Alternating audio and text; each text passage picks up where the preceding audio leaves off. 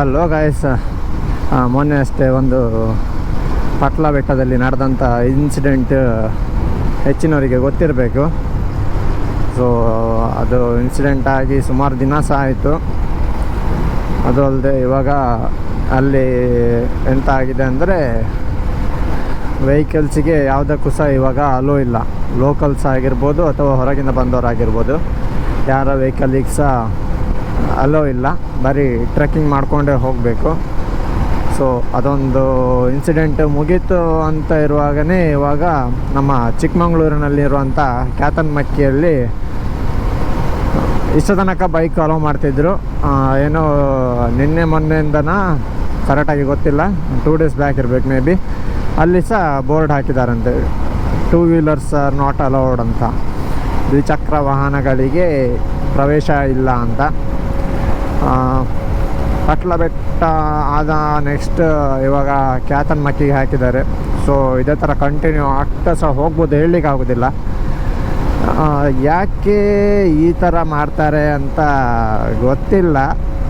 May be almost ಎಲ್ಲ ನೋಡಿದ ಹಾಗೆ ಅಲ್ಲಿ ಕ್ಯಾತನ್ಮಕ್ಕಿಯಲ್ಲಿ ಸಹ ಗೂಡ್ಸ್ ವೆಹಿಕಲಲ್ಲಿ ಪ್ಯಾಸೆಂಜರ್ಸನ್ನು ಹಾಕೊಂಡು ಹೋಗ್ತಾರಂತೆ.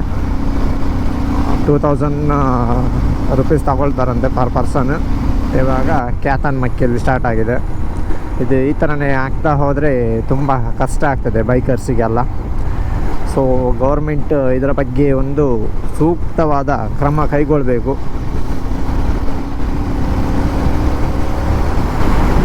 ಈಗ ಟೂರಿಸ್ಟ್ ಪ್ಲೇಸೆಲ್ಲ ಯಾವ ಥರ ಆಗ್ತಾ ಉಂಟಂದರೆ, ಲೋಕಲ್ಸ್ನವರಿಗೆ ಒಂದು ದುಡ್ಡು ಮಾಡಲಿಕ್ಕೆ ಅದು ದಂಧೆ ಥರ ಆಗಿ ಹೋಗಿದೆ. ಯಾಕಂದರೆ ಔಟ್ಸೈಡರ್ಸ್ ವೆಹಿಕಲ್ ಅಲೋ ಇಲ್ಲ, ಲೋಕಲ್ ವೆಹಿಕಲಲ್ಲೇ ಹೋಗಬೇಕು ಅಂತ ಹೇಳಿ ಅದೊಂದು ರೂಲ್ಸ್ ಥರ ಇದು ಮಾಡ್ಕೊಂಡು ಬಿಟ್ಟಿದ್ದಾರೆ. ಬೇರೆ ಟೈಮಲ್ಲಿ ಕಾಣೋದಿಲ್ಲ, ಸೀಸನ್ ಟೈಮಲ್ಲಿ ಮಾತ್ರ ಜೀವ ಆಗೋದು ಅಂಥವರು. ಇದು ಒಬ್ರಿಬ್ಬರು ಇದರ ಬಗ್ಗೆ ಮಾತಾಡಿದರೆ ಇದೆಲ್ಲ ಸಾರ್ಟ್ ಔಟ್ ಆಗೋದಲ್ಲ. ಎಲ್ಲರೂ ಇದರ ಬಗ್ಗೆ ಒಂದು ಇದು ಮಾಡಬೇಕಾಗ್ತದೆ, ವೀಡಿಯೋಸ್ ಏನಾದರೂ ಮಾಡಿ ಹಾಕಬೇಕಾಗ್ತದೆ. ಯಾಕಂದರೆ ಇದೇ ಬೈಕರ್ಸ್ ಪ್ರೊಹಿಬಿಟೆಡ್ ಅಂತ ಬೋರ್ಡ್ ಸಹ ಬಿದ್ದರೂ ಬೀಳ್ಬೋದು, ಹೇಳಲಿಕ್ಕೆ ಆಗೋದಿಲ್ಲ ಇದೇ ಥರ ಕಂಟಿನ್ಯೂ ಆಗ್ತಾ ಹೋದರೆ. ಸುಮಾರು ದಿವಸ ಆಯಿತು ನಾನು ಸಹ ಎಲ್ಲಿಗೆ ಸಹ ಹೋಗಲಿಲ್ಲ, ತಿರುಗಲಿಕ್ಕೆ ಆಗಿರ್ಬೋದು ಅವ್ರು ವೀಡಿಯೋ ಮಾಡಲಿಕ್ಕೆ ಯಾವುದಕ್ಕೆ ಸಹ ಹೋಗಲಿಲ್ಲ. ಹೋಗಬೇಕು ಅಂತ ಅನಿಸ್ಕೊಂಡೆ. ಮೊನ್ನೆಯಿಂದ ಒಂದು 2-3 ದಿನ ಕಂಟಿನ್ಯೂಸ್ ಮಳೆ ಬರ್ತಾಯಿತ್ತು. ಸೊ ಹೋಗಲಿಕ್ಕೆ ಮನಸ್ಸು ಸಹ ಇರಲಿಲ್ಲ. ಇವತ್ತು ಹೋಗುವಂತ ಎನಿಸ್ಕೊಂಡೆ, ಬಟ್ ಕೆಲವು ಕಾರಣಾಂತರಗಳಿಂದ ಹೋಗಲಿಕ್ಕಾಗಲಿಲ್ಲ. ನೋಡುವ, ಆದಷ್ಟು ಬೇಗ ಒಂದು ಹೊಸ ವೀಡಿಯೋದೊಟ್ಟಿಗೆ ಬರ್ತೇನೆ. ಇವಾಗ ನಾನು ಮತ್ತು ನಮ್ಮ ಪೀತು ಮಣಿಪಾಲಕ್ಕೆ ಹೋಗ್ತಾಯಿದ್ದೇವೆ. ಸುಮಾರು ದಿನಗಳಾಯಿತು ಮಣಿಪಾಲಕ್ಕೆ ಬರದೆ.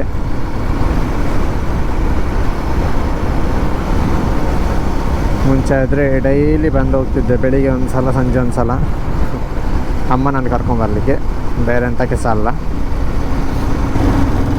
ಹೀಗೇ ಥಿಂಕ್ ಮಾಡ್ತಿರುವಾಗ ಎನಿಸ್ಕೊಂಡೆ, ಅಲ್ಲ ಮಾರೆ ಎಂತೆಂಥವ್ರಿಗೆಲ್ಲ ಸಪೋರ್ಟ್ ಮಾಡ್ತಾರೆ, ನಮ್ಮಂಥ ಸಣ್ಣ ಪುಟ್ಟ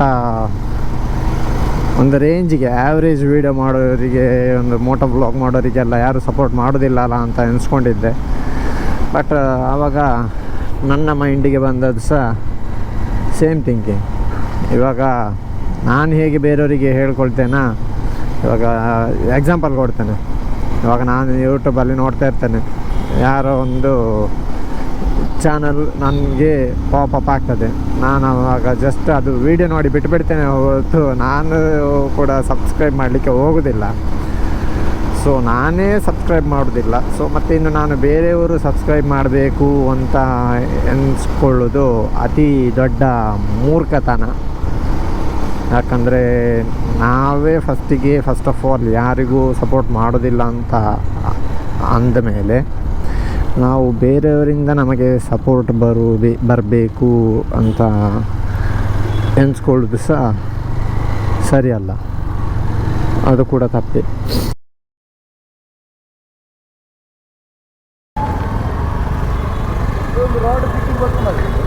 ಒಂದು ಡಾಮಿನರ್ದ ಬ್ರೋ, ಒಂದು ಡಾಮಿನರ್ದ ಫಿಟ್ಟಿಂಗ್ ಮಲ್ಪ ಏನು ಹಿಂದಕ್ಕೆ ಹಾಂ ಪಂಡ ಒಂದು ಬರ್ಪುಂಡತೆ ಒಂದು ಪಂಡ ಒಂಚೂರು ಅಗಲ ಇಪ್ಪುಂಡ ಸೊ ಅವನು ಒಂಚೂರು ಲೈಕ್ ಬೆಂಡ್ ಮಲ್ಪ ಅವಡು ಬೆಂಡ್ ಮಲ್ಪ ಅದು ಬಾಡ್ಪ ಅವನು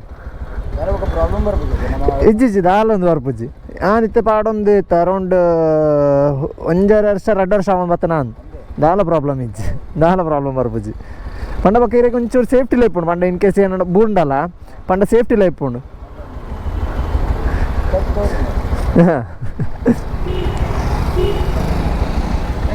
ಸರಿ ಓಕೆ. ಸೊ ಫೈನಲಿ ಕಟಿಂಗ್ ಎಲ್ಲ ಆದಮೇಲೆ ಈ ಥರ ಕಾಣ್ತಾ ಇದ್ದೇವೆ, ನೋಡ್ಬೋದು. ನಮ್ಮ ಪೀತು ಪಾಪ ಇಷ್ಟೊತ್ತು ವೆಯ್ಟ್ ಮಾಡ್ತಾ ಕೂತ್ಕೊಂಡ. ಒಂದು ಲೈಟಲ್ಲಿ ಮಳೆ ಸಹ ಬಂತು. ಇವಾಗ ಟೈಮ್ ಬಂದು 7:15. ಸೊ ಇಲ್ಲಿಂದ ಈಗ ಸೀದಾ ಮನೆಗೆ ಹೋಗುದೆ. ಅರೌಂಡ್ 1 ಅವರ್ ಆಯ್ತು ಬಂದು. ಸೊ ಮನೆಗೆ ಹೋಗೋ ತನಕ ಮಳೆ ಬರದಿದ್ದರೆ ಸಾಕು ದೇವರ ದಯೆಯಿಂದ.